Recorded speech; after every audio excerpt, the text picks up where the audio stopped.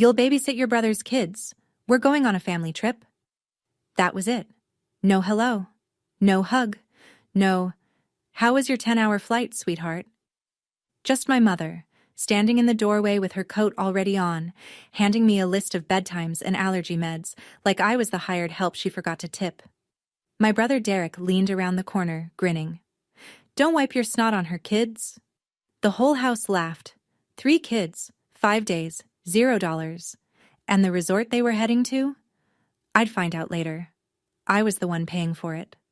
What I said next made my mother's face drain white. And by the end of that week, every automatic payment, every bill, every favor I'd silently carried for 6 years would come crashing down on them like an avalanche they never saw building. Before I go on, please take a moment to like and subscribe, but only if you genuinely connect with this story. Drop your location and your local time in the comments. I love seeing where you all are. My name is Claire. I'm 27. And this is the story of how I stopped being my family's ATM and watched them realize they couldn't afford their own lives without me. Now let me take you back to 3 weeks before Christmas, the night my mother called me crying. It was 11 at night. I was sitting cross-legged on my bed in my Seattle apartment with my laptop balanced on a pillow, finishing a code review that was already 3 days overdue. My phone buzzed once on the nightstand, then twice. Then it lit up with my mother's name and didn't stop. I picked up. The sobbing started before I could say hello. Claire, honey, I need you to come home for the holidays. Her voice cracked in the exact place it always cracked. This might be the last time I get all my kids under one roof. Your father would have wanted this. My father. She always knew exactly which wound to press. He'd been gone 8 years, and she still summoned him like a debt collector whenever she needed something from me. I told her I wasn't sure. Flights were expensive this close to Christmas. I'd just sent her the monthly transfer 5 days ago. My bank account was running on fumes and stubbornness. She didn't pause. I already told Aunt Ruth you're coming. Don't make me look like a liar in front of the family. There it was. The 1-2. Guilt, then social pressure. I knew this choreography the way other people know their morning commute. And just like every other time, I folded. I booked a flight that night. $1,200. Economy. 10 hours with a layover in Denver. I remember staring at the confirmation email on my phone and thinking, this is fine. This is what good daughters do. I should have known better. Because the last time my mother cried on the phone like that, it cost me $11,000. But I'll get to that. 3 weeks later, I was dragging my suitcase through 6 inches of slush up my mother's driveway in Richmond, Virginia. My back ached from the flight. My fingers were numb. The porch light was on, and through the frosted glass I could see people moving around inside. I knocked. My mother opened the door, and the first thing I noticed was her coat. Not a bathrobe, not an apron, a coat. Zipped up. Keys in her hand. She didn't hug me. She didn't even look at my face. She held out a folded piece of paper. Here's the schedule. Lily's allergic to strawberries. The baby's reflux medicine is in the cabinet above the stove. Pediatrician's number is on the fridge. She checked her watch. We need to leave in 20 minutes to make our dinner reservation. We? I said. That's when Derek appeared from the hallway. Resort polo. Sunglasses pushed up on his forehead. In December. He had that grin. The one he'd worn since childhood. The one that meant he was about to say something at my expense and everyone would laugh. Don't wipe your snot on her, kids.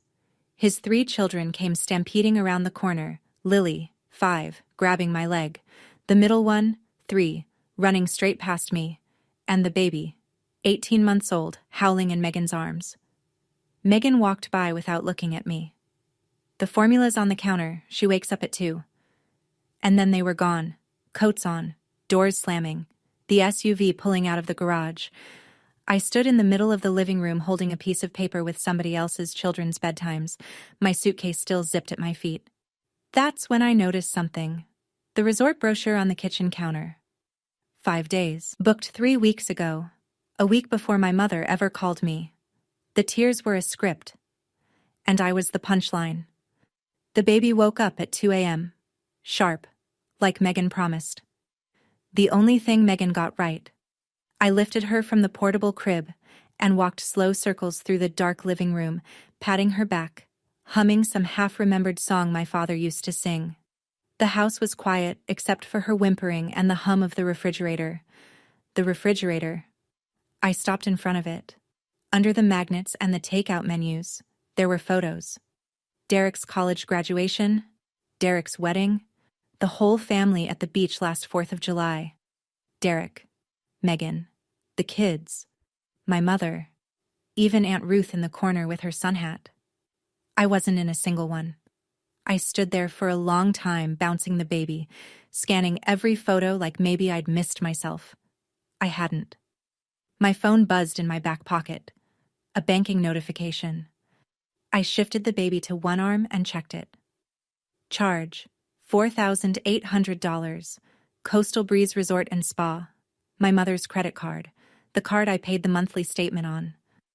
The card she'd just used to book a resort vacation that I wasn't invited to. Something cold slid through my chest.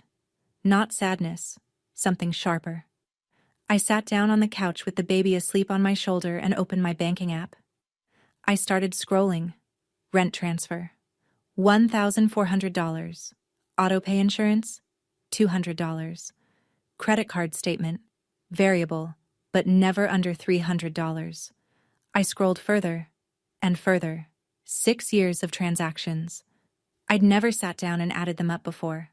I think part of me had been afraid to. The baby's breathing was slow and warm against my neck. The house was perfectly silent. That night, I didn't sleep.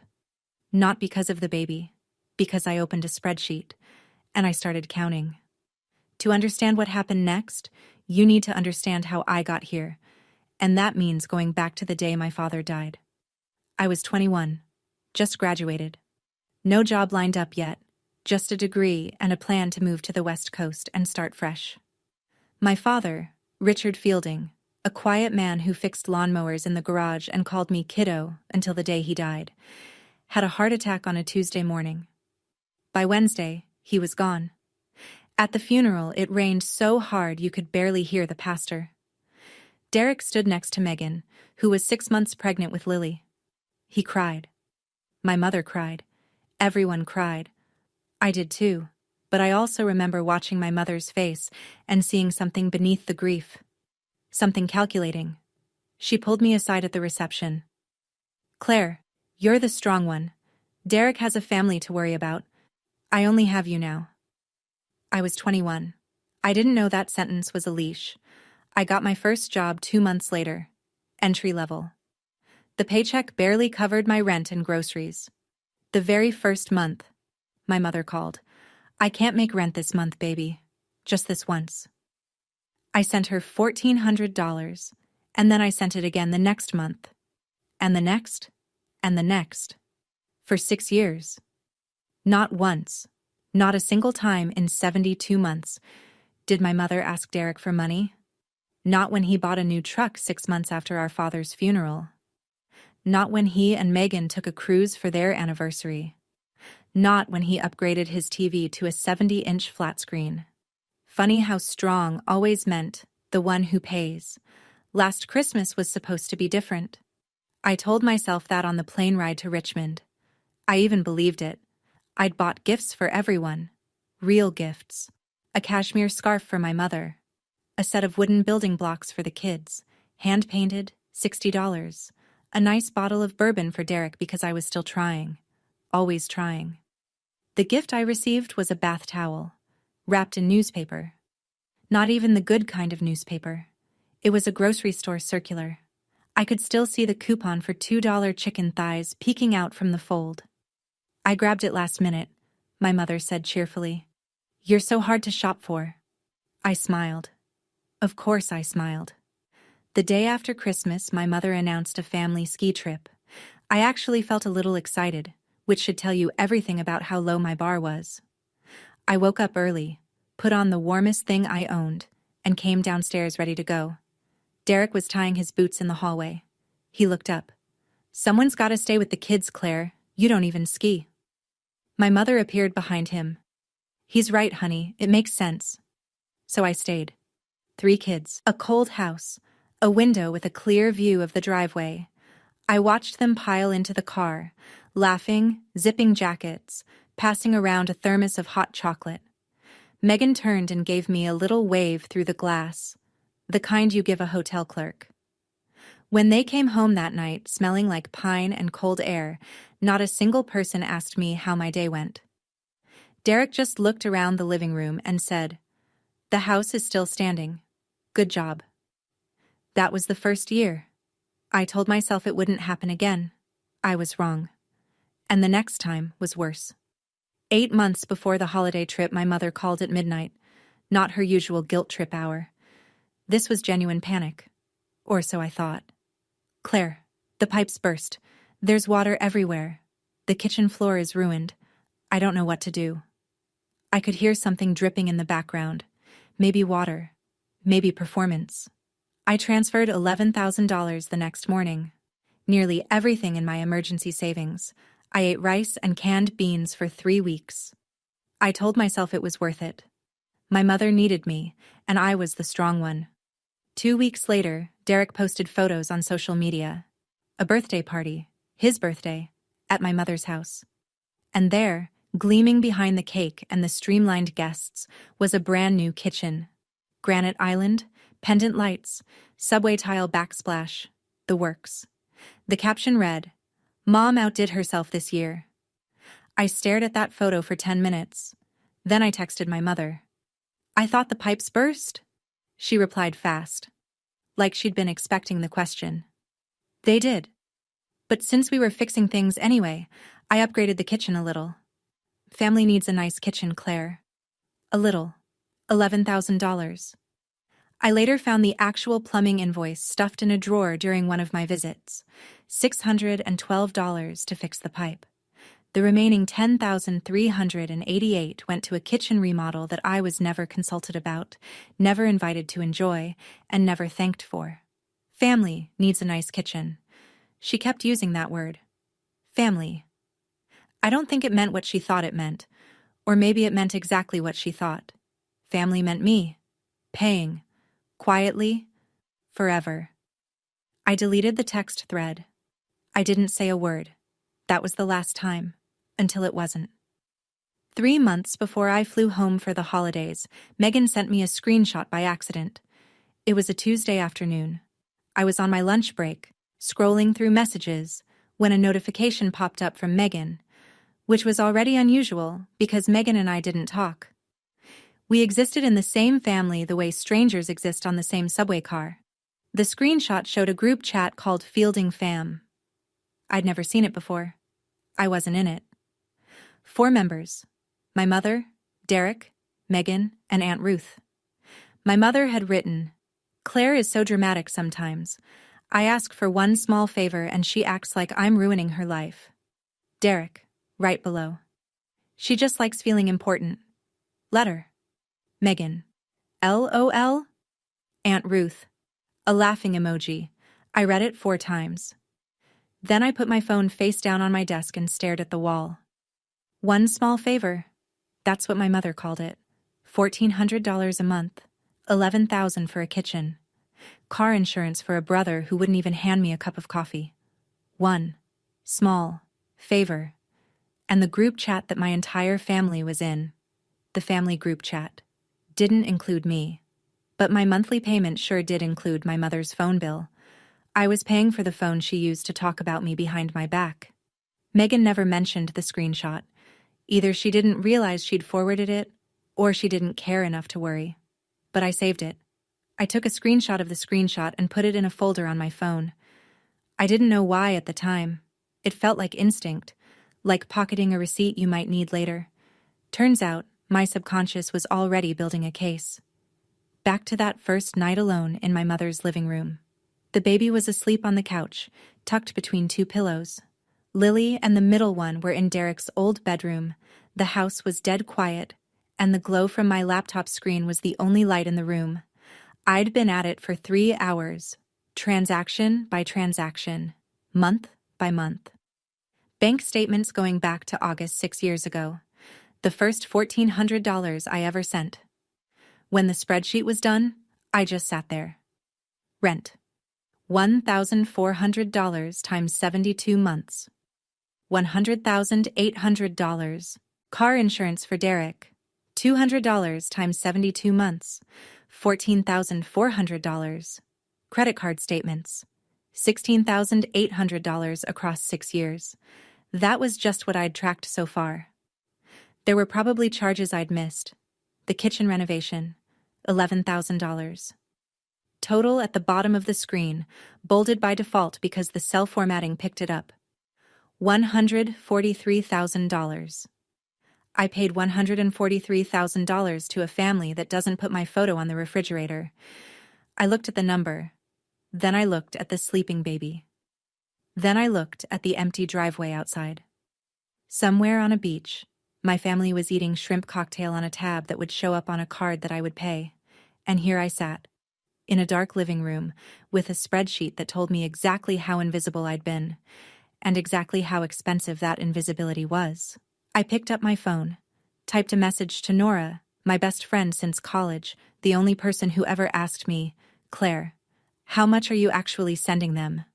I need your help, and I need you to be honest with me." She called back in 7 minutes, and the first thing she said was something I'd needed to hear for 6 years. "Claire, you gave them a house." That was the first thing Nora said. Not hello. Not, what happened? She looked at the spreadsheet I'd screen shared on FaceTime, and for about 30 seconds she didn't say anything at all. I could see her eyes moving across the numbers, line by line, the way she reads everything. Like a woman who counts things for a living.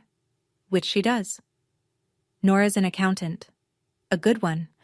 The kind who catches errors other people pray nobody notices. I was sitting on the floor of my mother's bathroom. The door locked, the fan on so the kids wouldn't wake up.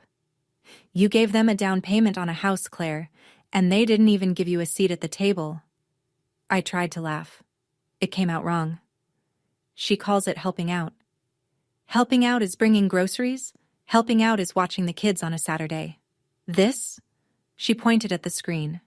This is subsidizing their entire lifestyle. Your mother's rent, your brother's car insurance, her credit card. Claire, do you even know everything that's in your name? I didn't, and that scared me more than the number. Nora walked me through it. Pull your credit report tonight, right now. Check every autopay link to your bank account. And Claire, are you a cosigner on anything? I paused. The lease. Mom asked me to co-sign when she moved after Dad died. She said it was just a formality. Nora went quiet again. That particular quiet she gets when she's angry, but choosing her words carefully. If she misses a payment, it hits your credit. You know that, right? I didn't answer, because I hadn't known that. Not really. Not the way it mattered. We're going through everything tonight, Nora said. All of it. It was 3 a.m. when I pulled my credit report. Nora stayed on the phone the whole time, guiding me through the screens while I sat on the cold tile floor with my back against the bathtub. 2 credit cards I recognized. A joint checking account I'd opened years ago and forgotten about. A co-signed lease, just like I told Nora. And then a 3rd credit card. Opened 14 months ago. Authorized user, Patricia Fielding. Balance, $3,200. I stared at the screen. Nora, I didn't open this. I know you didn't. I never signed anything. I never authorized her to be on this card. Nora's voice was careful, like someone handling glass. Claire, that's not just financial carelessness. Adding an authorized user and racking up a balance without consent. That could be considered fraud, even between family members. She's my mother. And she opened a credit line in your name without asking. Those 2 things can be true at the same time. I pulled up the statements. The charges were all hers. A department store. A day spa. $340 for a single visit. Groceries that weren't cheap. 14 months of spending on a card I didn't know existed, under my name, affecting my credit score. I set the phone down on the tile. I sat there in that bathroom, in my mother's house, with the fan still whirring above me and the faucet dripping and the baby monitor silent for once. And for the first time in 6 years, I didn't cry. I just saw everything clearly, like someone had finally turned on the lights in a room I'd been stumbling through in the dark. I didn't feel sad anymore. I felt something I hadn't felt in 6 years. Clarity. And clarity, it turns out, is dangerous. For the people who depend on your confusion. The next afternoon, my phone rang. Mom. I could hear waves and laughter and some kind of steel drum music in the background before she even said a word. How are the kids? Not, how are you? Not, did you sleep? Just, how are the kids? Fine, I said. Oh, good. Listen, honey, Derek forgot to pack the kids' rain boots. There's supposed to be rain tomorrow, and Lily has a thing about wet socks. Can you run to the store and grab some? With what car, Mom? A pause. Oh, right. Well, take an Uber. Use my card. Another pause. Actually, no. Just use yours. I'll pay you back. She would not pay me back. She had never, in 6 years, paid me back for anything. Derek's voice floated in from the background, bright and casual, like he was talking about the weather. Tell her to get the good brand, not the cheap ones. I looked at my laptop, still open on the kitchen counter. The spreadsheet glowed from across the room. $143,000, plus the $3,200 I'd found at 3 a.m, plus the $4,800 resort charge. The number was still growing, even now, even while I held the phone. Sure, Mom. I hung up. I didn't go to the store. I sat at the kitchen counter and looked at the spreadsheet and the sleeping baby, and the empty house and the resort brochure and the photos on the refrigerator that didn't include me, and I made a decision. That was the last time I said, sure, Mom, and meant it. The next time those words left my mouth, they would carry a very different weight. I called Nora again that evening, after the kids were in bed. This time, I wasn't sitting on the bathroom floor. I was sitting at my mother's kitchen counter, the $11,000 kitchen counter, with my laptop open and a pen in my hand. What do you want to do? Nora asked. I thought about it. Really thought about it. Not the angry version, not the crying version, the clear version. I want to stop lying to myself that they'll change. Nora was quiet. Then she said, tell me what that looks like. So I told her. I laid it out like a project plan, because that's what I do for a living. I build systems, and this was a system that needed to be shut down. Step 1, cancel every automatic payment from my accounts. Rent, insurance, credit card statement, all of it. Step 2, contact the landlord and notify him that I'm removing my name as co-signer on my mother's lease. Step 3, call the credit card company and report the unauthorized card. Freeze it. Step 4, print the spreadsheet. Every line, every dollar, every month. 12 pages. Nora listened to all of it without interrupting. Then she said something that made my stomach drop, but in a good way. The way it drops when you're about to jump and you've already decided. Call the landlord before you tell them. Get it in motion before they can guilt you out of it. Once the paperwork's moving, it's done. They can cry all they want, but the clock is ticking. She was right. If I told them first, my mother would cry, Derek would yell, and I'd fold. I always folded. Not this time. I'm not punishing them, I said. I'm just not lying for them anymore. I made the calls the next morning while the kids watched cartoons in the living room. One by one, with the volume turned up just enough to cover my voice from the kitchen. First, the landlord, Mr. Garnett. A polite man with a flat voice who clearly wasn't used to calls like this. I'm calling because I'm a co-signer on the lease at 412 Briar Lane. My mother, Patricia Fielding, is the primary tenant. I'd like to formally request the removal of my name. He asked a few questions. I answered them. Then he said, I appreciate the heads up, Ms. Fielding. Your mother will have 30 days to secure a new co-signer, or the lease will transition to a month-to-month arrangement pending credit review. 30 days. The clock was set. Second call, my bank. I canceled the auto pay for 3 recurring transfers: rent, car insurance, Credit card statement. The representative confirmed each cancellation and read me a reference number. I wrote them all down. Third call. The credit card company. This one took longer. I explained the situation. An authorized user had been added to my account without my knowledge or consent. The representative paused, then said, "We'll flag this for review and freeze the card immediately. You have the option to file a formal dispute if you'd like." "Not yet," I said, "but I want it frozen today." Done. I sat at the kitchen counter after I hung up. The stack of printed spreadsheets, 12 pages highlighted in yellow, sat in a manila folder beside me. Everything was ready. The autopays were dead. The landlord had been notified. The unauthorized card was ice. Everything was set. The dominoes were lined up. All I had to do was wait for them to walk back through that front door. Tanned, rested, and completely unaware that the floor beneath them had already been pulled. That last night, Lily crawled into my lap on the couch. She was in her pajamas, the ones with the little astronauts on them, and she smelled like baby shampoo and graham crackers. She pressed her face into my shoulder and said, "Auntie, why don't you come on trips with us?" "I have to work, sweetie." She pulled back and looked at me the way 5-year-olds look at you when they're about to repeat something they heard an adult say. "Daddy says you don't do anything important." The room tilted, just for a second. I hugged her tighter and didn't answer. I tucked her into bed, kissed her forehead, and walked back to the kitchen, where my phone was charging next to the manila folder. And then, for the first time since this whole thing started, I almost quit. I picked up the phone and called Nora. It was past midnight in Seattle, but she answered on the second ring. I was crying. Really crying. The ugly kind. The kind I hadn't let myself do in years. "What if I'm wrong?" I whispered. "What if this destroys everything?" Nora didn't hesitate. "Claire, you paid $143,000. They called you dramatic in a group chat you weren't in. Your mother opened a credit card in your name. This isn't love. This is a system. And you're the engine they refuse to maintain."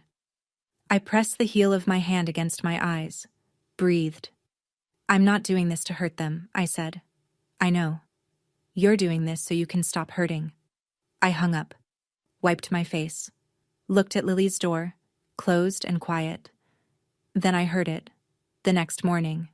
Tires on gravel, their car pulling into the driveway. And I realized my hands weren't shaking anymore. They poured through the front door like a parade float nobody asked for.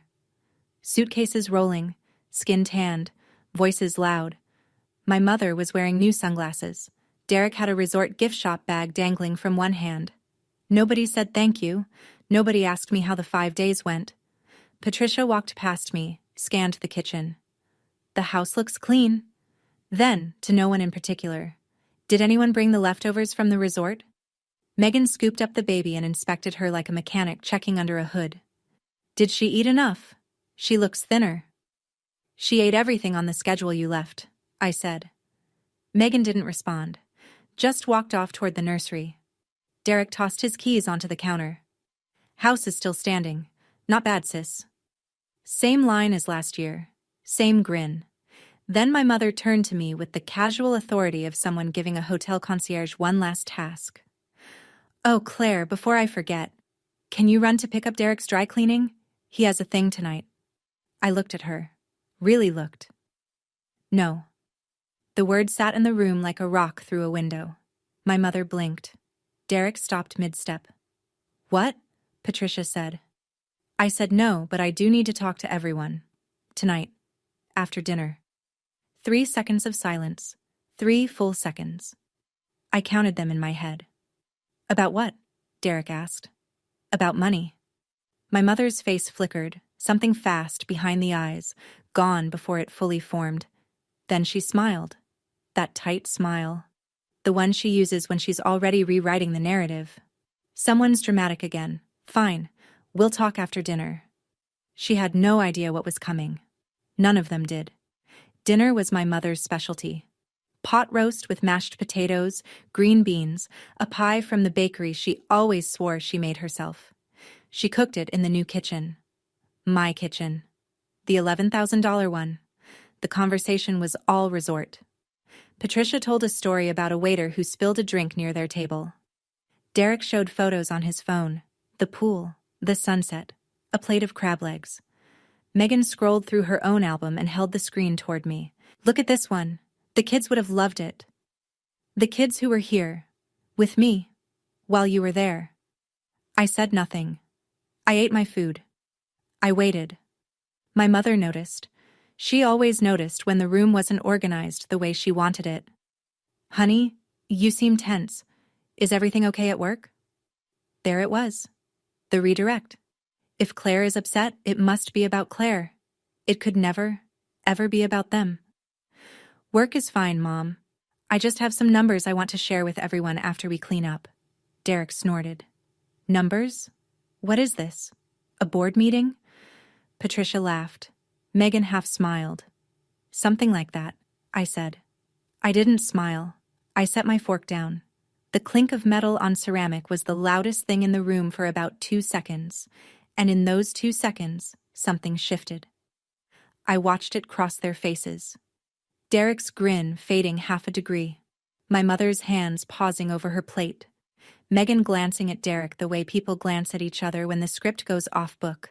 I waited until the dishes were done, until the kids were in bed, until there was nowhere to run and nothing to distract them.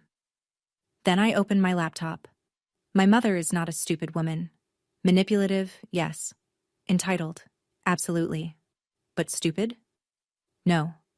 While I was putting the kids to bed, she made a phone call. I know because I heard her whispering in the hallway when I came back downstairs. She had her hand cupped over her mouth, like she was shielding a candle flame. "Ruth, can you come over? Claire is acting strange. I think she's going to cause a scene." 20 minutes later, the doorbell rang. Aunt Ruth, my father's younger sister, 52, the kind of woman who brings casseroles to every crisis and opinions to every conversation, stood on the porch in her reading glasses and a heavy cardigan. She hugged my mother first. Then she turned to me with that particular look. Half pity, half suspicion. The one she used whenever my mother had gotten to her first. "Claire, your mother told me you're upset about something. Whatever it is, let's just talk it out like family." My mother appeared behind Ruth's shoulder, dabbing her eye with a tissue. "See? Even Aunt Ruth is worried about you, honey." She called reinforcements. Of course she did. She'd been doing this my entire life, stacking the room before I could speak, making sure the jury was seated before the defendant even entered. Derek was on the couch with his arms crossed. Megan sat beside him, scrolling her phone, looking like she wanted to be anywhere else.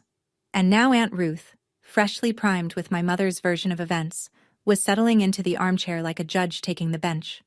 4 against 1. Just the way my mother liked it. I looked at Ruth and smiled. Not a mean smile, a tired one. "That's exactly what I plan to do, Aunt Ruth, talk it out, like family." Then I opened my laptop. The living room was arranged like a courtroom nobody had planned. My mother sat in the center of the couch, hands folded in her lap, the posture she used when she wanted to look reasonable. Derek was to her left, arms still crossed, jaw tight. Megan was on the right, phone finally face down on the armrest. Aunt Ruth sat in the wing-back chair across from them, watching me over her reading glasses. I stood, laptop open on the coffee table, the manila folder beside it. "Okay, Claire," my mother said. Her voice had that particular texture, smooth on top, impatient underneath. "What's this big emergency? Can we speed this up?" Derek said. "I've got an early morning." I didn't look at Derek. I looked at the screen. Then I looked at each of them, one at a time, the way my father used to look at me when he was about to say something that mattered. "I'm going to show you something. I'm going to be calm. I'm going to be factual. And when I'm done, I'm going to leave. You can react however you want, but you will not change my mind." 5 seconds of silence. My mother looked at Derek. Derek looked at Megan. Megan picked up her phone, then set it down again. Aunt Ruth leaned forward, 1 inch. Nobody spoke. The wall clock ticked. The refrigerator hummed from the kitchen. The new refrigerator, in the new kitchen, paid for by the person standing in front of them. I turned the laptop so the screen faced the couch. I pressed one key. The spreadsheet filled the screen. Every line, every month, every dollar. Organized by category, sorted by date, totaled at the bottom. The number at the bottom, bold, red, underlined, was $146,200. I read it line by line. I didn't rush. I didn't whisper. I spoke the way I speak in a code review. Factual, sequential, documented. Rent, $1,400 a month. 72 months. That's $100,800. My mother's mouth opened slightly. No sound came out. Car insurance for Derek. $200 a month. 72 months. 14,400. Derek shifted on the couch. Credit card statements for the card linked to your account, Mom. Over 6 years. $16,800. I kept going. Kitchen renovation. The one you told me was a pipe emergency. $11,000. The plumber's invoice was $612. The rest went to granite countertops and pendant lights. My mother looked down at her hands. And this resort you just came back from. $4,800. Charged to the card I pay the statement on. The card you didn't tell me you were using for a vacation I wasn't invited to. I straightened up. Plus incidentals I'm still finding. Total. $146,200. Silence. 8 seconds of it. I know because the clock on the wall ticked, and I counted. Derek was the first to speak. Where are you getting these numbers? Your bank statements. Or rather, my bank statements. Because every single one of these came out of my accounts. I opened the manila folder and placed the printed pages on the coffee table, one at a time. 12 pages. Each one highlighted in yellow. They landed with the softest sound. Paper on wood. But in that room, in that silence, each one sounded like a door closing. $146,200. That's what helping out looks like when you add it up. But that's not all. I watched my mother's eyes flick up from the printed pages. Something new behind them. Not guilt. Fear. 14 months ago, someone opened a credit card in my name. I was listed as the primary account holder. An authorized user was added. Patricia Fielding. I looked at my mother. I didn't sign anything. I didn't agree to it. The balance on that card is $3,200. Patricia's hand went to her throat. That was just for emergencies, Claire. I pulled the statements, Mom. Nordstrom, $218. A spa day, $340. Groceries. But not budget groceries. Organic steaks? Imported cheese? I paused. That's not an emergency. That's a lifestyle. On my credit. Aunt Ruth turned to my mother. Her face had changed. The pity was gone. Patty, is this true? You opened a card in her name? It's not what it looks like. And one more thing. I picked up my phone, opened the folder, and held the screen so everyone could see it. The screenshot. The group chat. Fielding fam. 4 members. Not 5. I read it out loud, my voice flat and steady. Claire is so dramatic sometimes. I ask for one small favor and she acts like I'm ruining her life. That was you, Mom. I scrolled. She just likes feeling important. Let her. I looked at Derek. That was you. Derek's face went red from the neck up, like paint being poured. Megan stared at the floor as if the carpet held a trapdoor she could disappear through. Aunt Ruth pulled her glasses off. Slowly. Like a woman realizing she'd been reading the wrong page of a very long book. Patty, she said quietly, you opened a card in her name? My mother started crying. Not the soft kind, the loud kind, the performance kind. The version that had always worked before, the one that made everyone in the room rush to her side and forget what they were upset about. I can't believe my own daughter is doing this to me, she said, her voice cracking in all the rehearsed places. After everything I sacrificed raising you kids alone, your father would be devastated. There it was, the dead card. She played it the way she always played it. Like an ace she kept up her sleeve for emergencies. Derek stood up. You're seriously doing this during the holidays? What is wrong with you? You want a medal for helping your own family? Megan murmured from the couch. This is so uncomfortable. And then went silent. Still the bystander. Still watching from behind the glass. My mother turned to Aunt Ruth, her eyes wet, her chin trembling. Ruth. Tell her. Tell her she's being ungrateful. But Ruth didn't tell me anything. She was looking at the spreadsheet, tracing the highlighted lines with one finger. Her lips were moving, doing math. Then she looked up. Not at me. At Patricia. Patty, she said.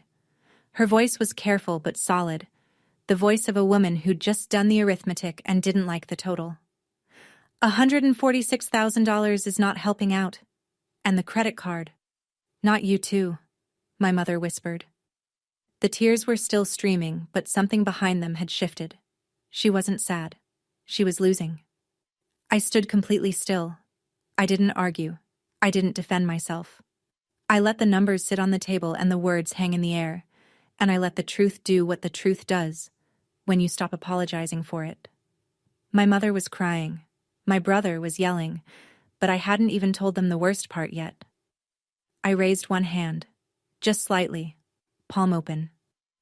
The room went quiet, not because they respected me, but because something in my posture had changed and they could feel it. I'm not asking for anything back, I said. I'm not suing anyone. I'm not here to punish you. I'm just telling you what's already happened. Derek sat back down, slowly. As of yesterday, every automatic payment from my accounts to yours has been canceled. Rent? Canceled. Car insurance? Canceled. Credit card statement? Canceled. All of it. Effective immediately. My mother's face went white. Not pink. Not pale. White. I've notified your landlord, Mr. Garnett, that I'm removing my name as cosigner on the lease. You have 30 days to find a new cosigner, or the lease transitions to a month-to-month arrangement pending a credit review. Derek leaned forward. You can't do that. I already did, Derek. 2 days ago. And the credit card that was opened in my name without my consent, I said, looking at my mother. Frozen. The balance is under review. And then the room stopped. I don't mean it got quiet. I mean it stopped. The way a clock stops. The way a heart skips. The way a movie freeze frames on the one shot that changes everything. 10 seconds. Nobody breathed. Nobody moved. Aunt Ruth's hand went to her chest. Megan's phone slipped from the armrest and hit the carpet. Derek stared at Megan. Megan stared at the floor. And my mother, who had spent my entire adult life writing the story of this family in her own hand, whispered 3 words. No. No. No way. I didn't blink. I'm not punishing you. I'm just not paying for you anymore. Derek pulled his phone from his pocket like a man reaching for a life raft. He opened his insurance app, tapped twice. His face changed. My insurance says lapsed. He looked up at me. What did you do? I stopped paying for it. That's what I did. Your car insurance has been in my name, billed to my card, for 6 years. I canceled the autopay. Megan grabbed his arm. Derek, the pediatrician is on Tuesday. We can't drive the kids without insurance. We can't. Shut up, Megan. Derek turned back to me, his voice low and tight. Turn it back on, Claire. No, Derek. Turn it back on. No, you turn it on. In your name. With your money. The way every other 31-year-old man with 3 children and a truck handles his own car insurance.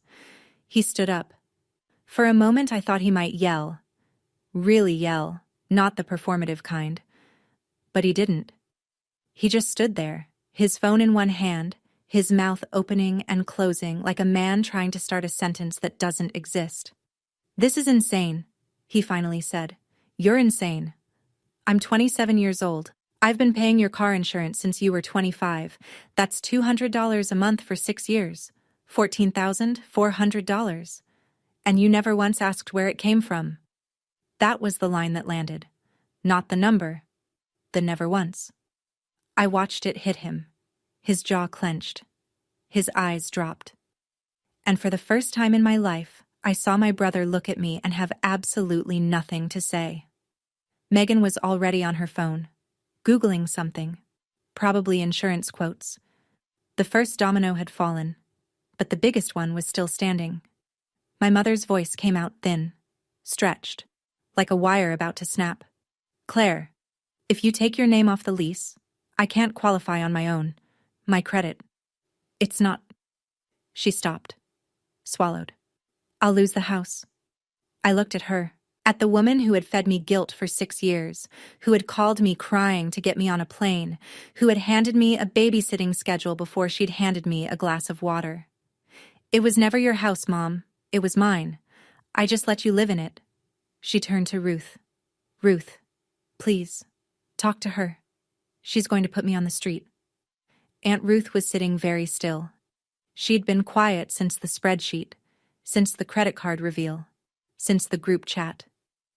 But now she spoke, and her voice had a tremor I'd never heard before. Patty, I had no idea she was paying for all of this. You told me you were managing on your own. You told me Claire was just helping with groceries here and there. I was managing $146,000, Patty. That is not managing. That is not groceries. Ruth paused. Her chin lifted. Her eyes were wet, but they were steady. If my brother were alive? She stopped. The room waited. My brother would be ashamed of how you've treated his daughter. My mother broke, not the theatrical break, the real one. The sound that came out of her was small and raw, and it filled the room the way water fills a crack. She pressed both hands to her face and wept. Nobody moved toward her. For the first time in my memory, nobody rushed to comfort Patricia Fielding. I'm not putting you on the street, Mom. I'm giving you 30 days to figure out your own life. The way I've been figuring out mine. Alone. For 6 years. I closed the laptop. I picked up the manila folder. I stood up straight. The way I should have stood up years ago. I love this family, I said. I do. But love is not a subscription you auto-renew on someone else's credit card. My mother was still crying. Derek was standing against the wall, his arms at his sides now, staring at nothing. Megan had her face in her hands. If any of you want a relationship with me, a real one, where I'm not the ATM or the babysitter or the scapegoat, you know my number. But the next time you call, it won't be to ask for money. I paused. It will be to ask how I'm doing. I reached for my suitcase. I'd packed it that afternoon while they were unpacking theirs. I'd placed it by the door the way someone places a chess piece, quietly, deliberately, before the final move. I was halfway to the front door when I heard the footsteps. Small ones. Fast. Auntie, where are you going? Lily. Astronaut pajamas, eyes wide, standing in the hallway, barefoot on the cold hardwood. I set down my suitcase. I knelt in front of her. I tucked a strand of hair behind her ear and said, I'm going home, sweetie, but I'll always pick up the phone when you call. Always. I kissed her forehead. She held on to my sleeve for a second, then let go. I stood up. I looked at my mother one last time. She was sitting on the couch, hands in her lap, staring at the stack of printed pages. She didn't say a word. For the first time in my entire life, Patricia Fielding had nothing to say. I opened the door. The cold air hit my face. Snow was falling, soft and quiet. I walked to the curb and called a car to the airport. I didn't look back. The plane took off at 11:42 p.m. window seat, red-eye to Seattle with a connection in Charlotte. I pressed my forehead against the cold glass and watched the lights of Richmond shrink into a grid, then a glow, then nothing. The cabin was dim. The engines hummed. The woman next to me was already asleep. My phone buzzed. 14 messages. Mom, how could you do this to me? Derek, you ruined Christmas.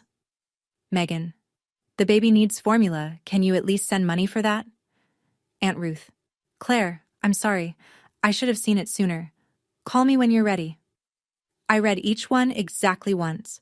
Then I muted every thread except Ruth's. There was one more. From Nora. Landing okay? I typed back. Not yet. but I think I will be. I put my phone in airplane mode and sat there in the dark for a long time. The captain made an announcement about weather in Charlotte. A flight attendant walked the aisle with a quiet cart. I ordered a ginger ale. $5. $5. For myself. Without checking my bank account first, without calculating whether I could afford it after the rent transfer, the insurance payment, the credit card statement. I took a sip and realized this was the first thing I'd bought for myself in 6 years without doing math in my head about someone else's bills. It was just ginger ale, but it tasted like the beginning of something. The messages kept coming in. I knew they would. My mother's voice would fill my voicemail by morning, cycling through the stages. Anger, guilt, bargaining, more guilt. Derek would go silent. Megan would ask for money one more time because that was the only language she had. But at 35,000 feet, none of it could reach me. 1 week later, Seattle. Rain. I was back at my desk, back in my routine, back in the apartment that suddenly felt different. Not because anything in it had changed, but because everything outside it had. Aunt Ruth called me on Wednesday with updates. She didn't gossip. She reported, the same calm, factual tone I'd used in that living room. My mother had received a formal letter from Mr. Garnett. 30 days to find a new cosigner or the lease converts to month with a higher rent pending credit review. Patricia had been calling every relative she could think of, asking someone, anyone, to co-sign. Nobody would. Word had spread. The number had spread. $146,000 has a way of ending arguments before they start. Derek went 3 days without car insurance. He took Ubers to get the kids to the pediatrician. When he finally bought his own policy, the premium was higher than what I'd been paying. He had no independent history, no clean record in his own name. He was 31 years old and buying car insurance for the first time.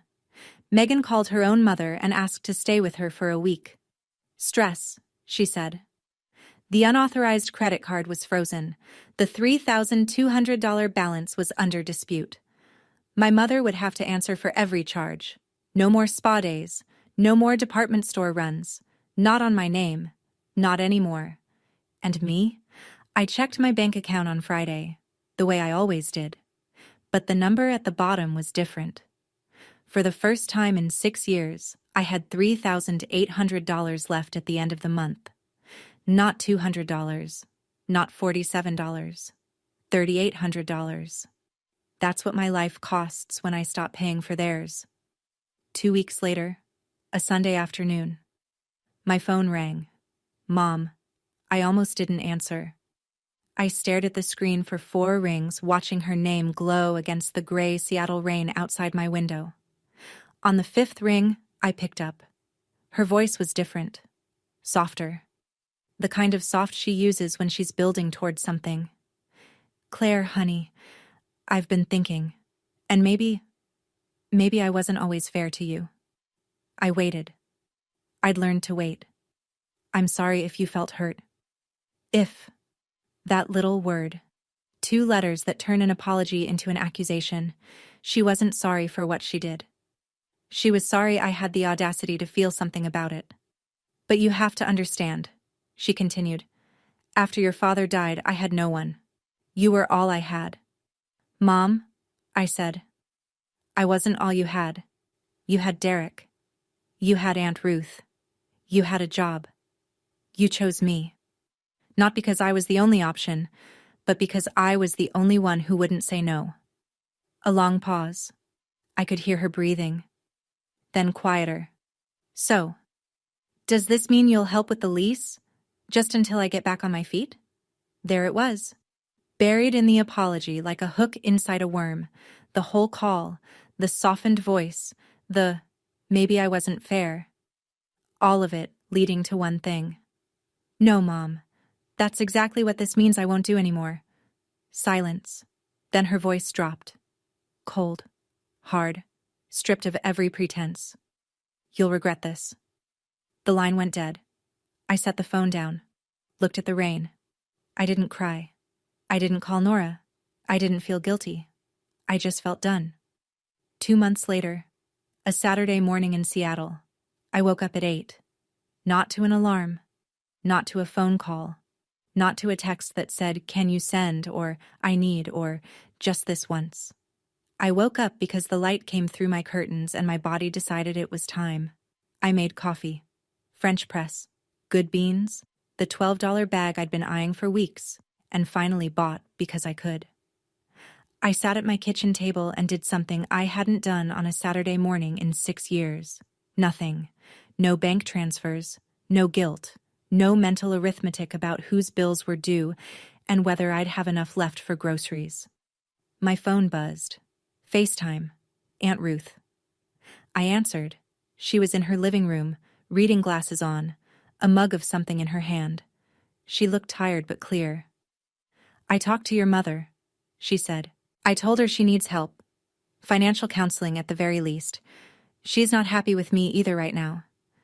"I'm sorry, Aunt Ruth." "Don't be. I should have paid closer attention. I believed her when she said she was managing." Ruth paused. Then she said something I hadn't known I needed to hear. "Claire, your dad would be proud of you. Not because you stopped giving, but because you finally valued yourself." I pressed my hand over my mouth. The tears came. But they were different this time. Not the burning kind. The kind that come when something heavy finally lifts. Nora was at the table across from me, mid-bite of a piece of toast. She'd come over for brunch, the way she did most Saturdays now. She caught my eye and grinned. "Welcome to your life, Fielding. It's been waiting for you." I used to think being a good daughter meant saying yes to everything, that every no was a betrayal. That love came with a monthly payment, and if I stopped sending it, I'd stop mattering. I was wrong. My mother and I don't talk much now. She sends texts sometimes, short ones, usually about the weather or a recipe she saw on television. She hasn't asked for money. I don't know if that's growth or strategy. I hope it's growth, but I've stopped needing to know. Derek hasn't called. Not once. I think about Lily sometimes. Her astronaut pajamas. The way she held my sleeve. I sent her birthday cards with bookstore gift cards inside. I don't know if she gets them. Megan sent me one text about a month after I left. "The baby needs formula. Can you at least help with that?" I replied with the phone number for WIC assistance and a link to apply. She never wrote back. Aunt Ruth calls every Sunday. Without fail. We talk about my dad. About work. About her garden. She's the only bridge I have back to my family, and I've decided that one good bridge is enough. I'm not rich. I'm not winning. I still live in a one-bedroom apartment. Some weeks I eat ramen. I still check my bank account too often. Old habits don't die. They just learn to whisper. But for the first time in 6 years, my money is mine. My time is mine. My peace is mine. And if you're listening to this and you recognize yourself in my story, if you're someone's ATM, someone's free babysitter, someone's plan B, I want you to know something. You're allowed to stop. You're allowed to count. And you're allowed to leave. That's not selfishness. That's survival. Love is not a subscription. And you are not a service they forgot to cancel. Thank you for staying with me to the end. If this story resonated with you, if you've ever been the invisible one, the one who pays, the one who stays, leave a comment and tell me your story. I read every single one. Hit that like button if you felt something. Subscribe if you want more stories like this. And if you know someone who needs to hear this, someone who's still paying for people who won't even put their photo on the fridge, send it to them. Sometimes the courage to set a boundary starts with knowing you're not alone. There's another story in the description that I think you'll connect with. I'll see you there.